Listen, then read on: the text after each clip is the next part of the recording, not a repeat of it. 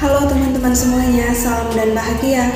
Perkenalkan, nama saya Elizabeth Glory Nicola Kogure, NIM 219008261 dari kelas 6A7 Manajemen.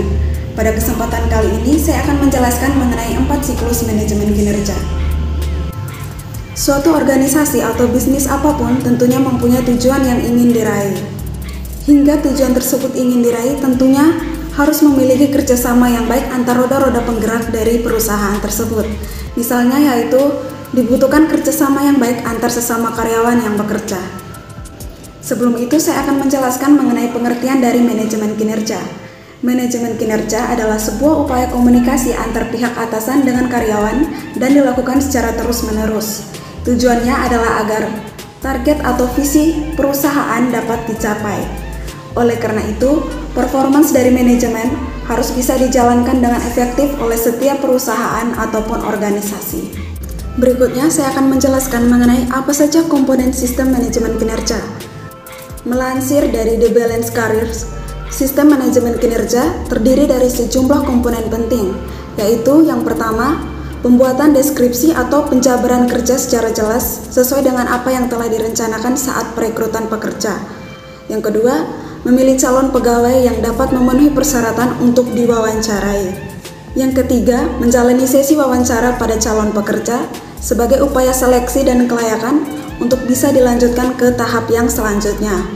Yang keempat, menanyai calon karyawan mengenai kesanggupan dalam meraih target atau tujuan perusahaan. Yang kelima, yaitu menjalani seleksi pada calon karyawan melalui sejumlah proses dan tahapan yang berlandaskan pada budaya perusahaan. Yang keenam, yaitu memberi penawaran pekerjaan terhadap calon karyawan terpilih, termasuk menjelaskan kelebihan perusahaan seperti gaji, fasilitas, dan tunjangan, serta lain-lainnya. Yang ketujuh, yaitu menyambut pegawai baru melalui aktivitas orientasi, pengenalan pada mentor atau atasan, serta budaya perusahaan. Yang kedelapan, menciptakan standar kinerja sesuai dengan ukuran pada karyawan yang terpilih. Yang kesembilan, yaitu memberikan fasilitas pelatihan. Yang kesepuluh, memberikan pembinaan secara timbal balik pada karyawan. Yang kesebelas, menyusun sistem penghargaan secara khusus terkait sejumlah pencapaian maupun kontribusi dari karyawan tersebut. Yang kedua belas, menawarkan pengembangan atau promosi karir seperti transfer karyawan, pergeseran posisi, dan lain sebagainya. Yang ke-13 yaitu melakukan evaluasi serta mencari tahu penyebab saat terdapat karyawan yang melakukan resign. Selanjutnya saya akan menjelaskan mengenai siklus dari manajemen kinerja. Pada prosesnya terdapat 4 siklus manajemen kinerja, yaitu yang pertama, perencanaan. Pada tahap ini, diskusi akan dilakukan oleh semua pihak manajemen bersama direktur perusahaan terkait tujuan serta hal-hal yang ingin dicapai perusahaan. Berbagai tujuan dalam siklus perencanaan ini tidak melulu soal strategi bisnis, bisa juga mengenai indikator pencapaian dari performa karyawan di sebuah tim, sebagai contoh yaitu target, tugas, tindakan, dan pengembangan. Yang kedua yaitu monitoring. Secara umum, monitoring hanya dilakukan sekali atau 2 kali dalam setahun. Pada tahap ini, manajer perlu melakukan sejumlah cara guna memastikan apakah beberapa tujuan yang telah direncanakan dapat diraih. Kalau nantinya ditemukan kendala pada karyawan, pihak manajer wajib membantu menyelesaikan perkara tersebut. Yang ketiga adalah review. Di setiap penghujung tahun, pihak karyawan dan manajemen akan berdiskusi terkait segala tujuan yang telah ditetapkan sejak awal, apakah dapat diraih dengan baik atau tidak. Berbagai hal yang perlu dikaji, antara lain realitas tujuan yang telah ditetapkan sejak awal, serta bagaimana karyawan bisa menetapkan keahlian atau pengalaman baru. Yang keempat yaitu penghargaan. Reward atau penghargaan merupakan hal yang mampu meningkatkan etos dan semangat kerja dari karyawan. Jika perusahaan tidak mampu memberikan penghargaan yang cukup, semangat kerja karyawannya tentu akan berkurang dan berpotensi untuk mencari kerja di tempat lain. Selanjutnya yaitu perbedaan manajemen dengan penilaian kinerja. Yang pertama yaitu penekanan. Pada manajemen kinerja berfokus pada hal integrasi guna kerja karyawan dapat sesuai tujuan perusahaan serta membantu perusahaan dalam mencapainya. Lalu pada penilaian kinerja lebih menekankan masukan dan evaluasi terhadap karyawan. Yang kedua yaitu tujuan.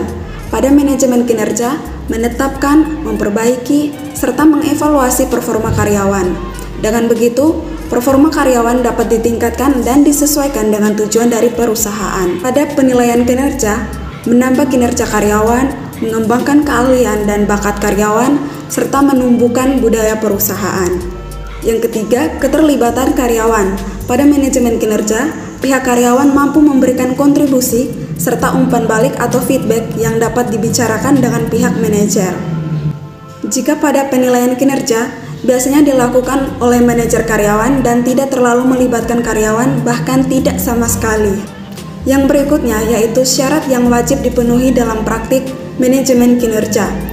Dalam merealisasikan tujuan, perusahaan perlu melakukan strategi yang jelas. Yang pertama yaitu dengan adanya Key Performance Indicator atau KPI yang dapat diukur dengan cara kuantitatif, memiliki target yang akan dicapai serta mempunyai kejelasan terhadap jangka waktu.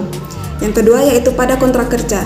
Sejumlah tolak ukur kinerja dapat dituliskan dengan bentuk kesepakatan atau perjanjian tersebut.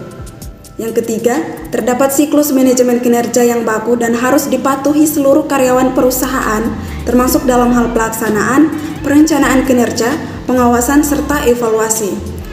Yang keempat, terdapat reward dan punishment guna meningkatkan serta menjamin konsistensi perusahaan. Berikutnya langkah-langkah yang harus diambil jika mengalami kegagalan. Yang pertama, sadari bahwa perusahaan kita itu telah gagal. Langkah pertama yang harus kita lakukan adalah menyadari bahwa perusahaan sedang mengalami kegagalan. Biasanya banyak tanda-tanda yang menyertai datangnya kegagalan seperti hasil penilaian kinerja yang buruk, masalah dalam komunikasi antar departemen, arus kas yang terhambat, menurunnya keuntungan, ataupun berkurangnya pelanggan secara drastis dalam kurun waktu tertentu. Yang kedua yaitu melakukan evaluasi. Evaluasi bisa dilakukan dengan mengurut kembali langkah-langkah yang telah kita lakukan sebelumnya, lalu menganalisa kegagalan yang terjadi. Perlu mengevaluasi kembali mengenai keputusan-keputusan yang berkaitan dengan strategi bisnis, yaitu mempertanyakan kembali kemana arah perusahaannya, dan bagaimana seharusnya perusahaan mengalokasi sumber daya dalam memasuki persaingan pasar yang begitu ketat. Sebab salah satu faktor keberhasilan bisnis bergantung pada sejauh mana kinerja visi dan misi perusahaan. Yang ketiga yaitu cepat koreksi dan lakukan perubahan. Hasil evaluasi tersebut perlu kita olah agar bisa digunakan untuk mempelajari dan menentukan tindakan koreksi yang harus dilakukan serta perubahan yang perlu diciptakan untuk membantu perusahaan bangkit dari kegagalan. Sesuai perkembangan zaman, kini telah banyak perusahaan-perusahaan yang menggunakan teknologi informasi atau TI dalam mengubah cara kerja mendasar baik pada kegiatan produksi, koordinasi, dan kegiatan manajemen. Yang keempat yaitu lakukan konsolidasi. Konsolidasi bisa dilakukan ke dalam maupun keluar, dan dengan berbagai pihak antara lain yaitu dengan atasan, bawahan, rekan kerja, pelanggan, supplier, keluarga, bahkan teman. Konsolidasi ini diperlukan untuk menggalang dukungan pengumpulan sumber daya yang diperlukan serta menyusun strategi untuk sukses. Yang kelima yaitu membuat rencana baru yang lebih efektif. Setelah konsolidasi dilakukan, maka perencanaan yang lebih matang bisa kita siapkan. Dalam perencanaan, jangan lupa untuk mengantisipasi setiap kendala, kesalahan, dan kegagalan yang mungkin kita alami atau bahkan yang harus kita ciptakan untuk kita jadikan batu loncatan guna meraih kesuksesan. Hal yang paling akhir yang perlu diketahui yaitu pantau dan evaluasi performa karyawan dengan manajemen kinerja. Melalui penjelasan yang sudah saya jelaskan sebelumnya, dapat disimpulkan jika manajemen kinerja merupakan alat yang dapat mempermudah manajer untuk memantau serta mengevaluasi performa dari karyawannya. Tujuan manajemen kinerja ini adalah menciptakan lingkungan kerja yang lebih efisien dan efektif bagi karyawan maupun perusahaan.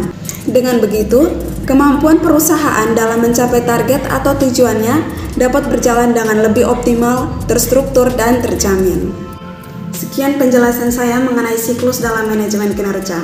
Saya harap dengan video ini dapat menambah wawasan kita semua. Apabila ada salah kata dalam penyampaian, saya mohon maaf. Atas perhatian teman-teman semuanya, saya ucapkan terima kasih. Salam.